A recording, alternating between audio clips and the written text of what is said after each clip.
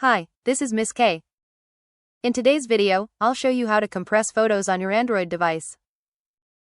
To get started, download and open a photo compression app from the Google Play Store, or use an online photo compression tool in your web browser.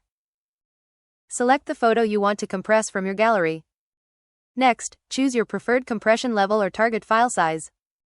Most apps let you reduce the image size while maintaining good quality. If available, you can also adjust the image resolution to make the file even smaller. Once you've selected your settings, tap the compress button and wait for the process to finish. After the compression is complete, preview the image to make sure the quality meets your needs. Finally, tap Save or Download to store the compressed photo on your device. You can now share it more easily through email, messaging apps, or social media. And that's it, you've successfully compressed photos on your Android device. Happy watching! Don't forget to like, share, and subscribe for more helpful tutorials.